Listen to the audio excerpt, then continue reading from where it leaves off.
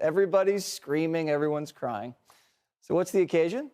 Well, Congresswoman Omar got voted off the Foreign Affairs Committee. The question is on adoption of the resolution. Those in favor say aye. Aye. Those in favor say no. No.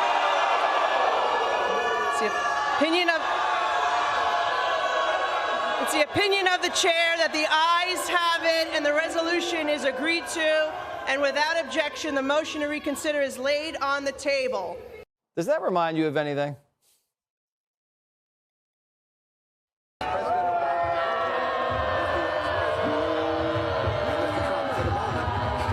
McCarthy yanked Omar off Foreign Affairs to pay back Pelosi for yanking his people off committees. He didn't want to do it, doesn't think it's right, but he had to do it. You can't let Democrats boot your boys off committees and turn the other cheek. What's good for the goose is good for the gander. Consistency. There is nothing consistent with the Republican Party's continued attack except for the racism and incitement of violence against women of color in this body. I had a member of the Republican caucus threaten my life, and you all and the Republican caucus rewarded him with one of the most prestigious committee assignments in this Congress. This is about targeting women of color in the United States of America. Don't tell me, because I didn't get a single apology when my life was threatened. Thank you. Republicans are waging a blatantly Islamophobic and racist attack on Congresswoman Omar. And I've said it before, I will say it again. The white supremacy happening is unbelievable. This is despicable. This is just a bunch of racist gaslighting. Could it be the way that she looks? Time is expired. Could it be her religious practices? This clearly isn't about what Ilhan Omar said as much as who she is. Being a smart, outspoken black woman of a Muslim faith is apparently the issue. The GOP is now doing what it is best at, weaponizing hate against a black, beautiful Muslim woman. They turn Congress into a place of fear-mongering hate.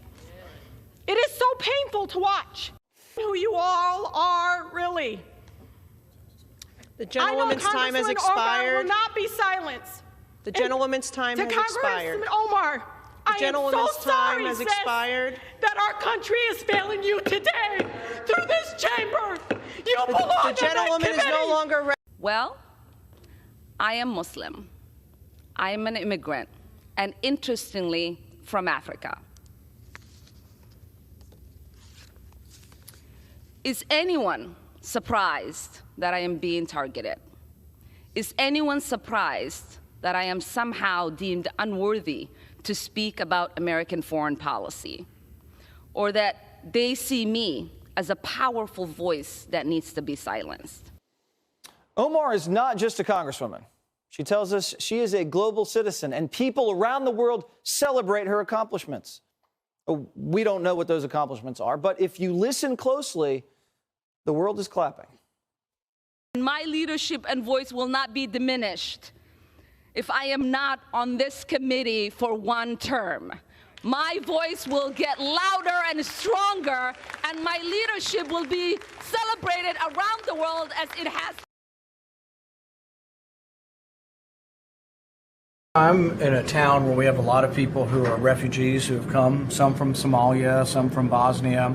I've never heard one of them say that America's a terrible place or be unappreciative of our country. Most of them are thankful. I've met people who have come here from behind the Iron Curtain that got away from communism. They're some of the best Americans we have because they really appreciate how great our country is. And then I hear Representative Omar say, oh, America's a terrible place. I thought there'd be justice, and there's no justice here. It's like, well, she came here and we fed her, we clothed her, she got welfare, she got school, she got health care, and then lo and behold, she has the honor of actually winning a seat in Congress, and she says we're a terrible country. I think that's about as ungrateful as you can get. And so while I'm not saying we forcibly send her anywhere, I'm willing to contribute to buy her a ticket to go visit Somalia. And I think she could look and maybe learn a little bit about the disaster that is Somalia, that has no capitalism, has no God-given rights guaranteed in a constitution, and has about 7 different tribes that have been fighting each other for the last 40 years. And then maybe after she's visited Somalia for a while, she might come back and appreciate America more. I just have to say that I object strenuously to your use of the word hilarious To me, this feels a lot like your reaction to being named in one of these manifestos. Now, you're, of course, not responsible for the words of somebody writing that document. But I do think that laughing at it is a real problem, because these are real families that are impacted by this violence. And I think our efforts towards talking about this have to start from a place of mutual respect, which is what I've heard from this side of the table. Now, the reason we don't have those numbers, I want those numbers as much as you do, but to say the numbers don't show something is simply not supported by the data. Okay, and I have 38 seconds left, Ms. Mulligan, if you want to respond within that time. The only thing I would add is that it's in the name. Terrorism, domestic terrorism, it terrorizes us. It terrorizes us in our homes. It terrorizes us in our schools. And to the points made by the other panelists, it is disproportionate to its impact on any individual life, and it's not. You reject the idea it's something that doesn't matter or doesn't really matter? Absolutely reject. Okay.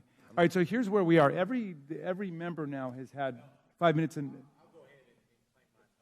Okay, and Mr. Clay, so we have 2 members who have not. So I'm going to go to the 2 members who have not yet, and we'll give an opportunity for a closing thought to any member who wants before we go. Am I next to respond, or is Mr. Meadows? I thought Mr. Meadows was next. Mr. Meadows, okay. Mr. Meadows is next, then Mr. Clay, then to you, Mr. Jordan. Ms. Owens, obviously this is a gang up on you. You know, we're giving these witnesses the ability to do a rebuttal on you, and so you know, I find it unfair, Ms. Ballou. I mean, you know, candidly, for you to show mutual respect and then you to go after Ms. Owens, it's not appropriate. So, Ms. Owens, you can have 4 minutes and 34 seconds to respond. However, yield for a second. I'll yield. Thank you.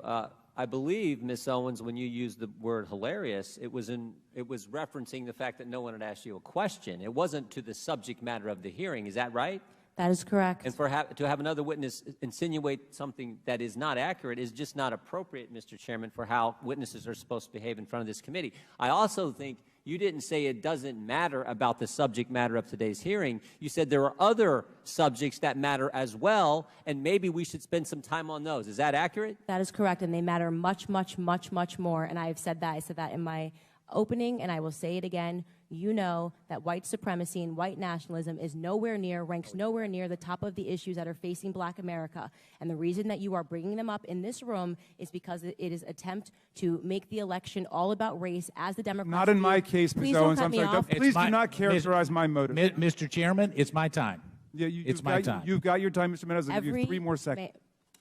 Every 4 years, you bring up race, and you knew exactly what I meant when I said hilarious, and you just tried to do live what the media does all the time to Republicans, to our president, and to conservatives, which you tried to manipulate what I said to fit your narrative, okay?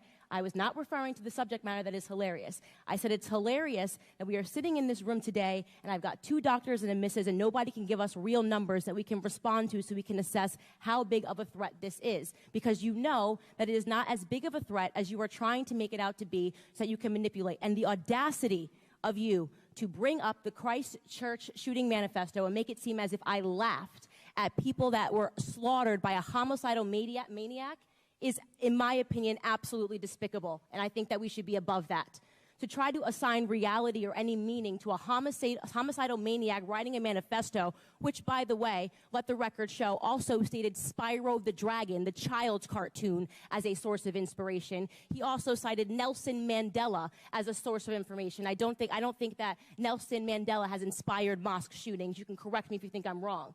You would rather assign meaning to a homicidal maniac than to actually address the things that I said today that are actually harming Black America. Number 1, father absence. Number 2, the education system and the illiteracy rate. Illegal immigration ranks high. Abortion ranks high. White supremacy and white nationalism, if I had to make a list again of 100 things, would not be on it. This hearing, in my opinion, is a farce. And it is ironic that you're sitting here and you're having 3 Caucasian people testify and tell you what their expertise are. Do I know what my expertise are? Black in America. I've been Black in America my whole life, all 30 years, and I can tell you that you guys have done the exact same thing every 4 years ahead of an election cycle, and it needs to stop.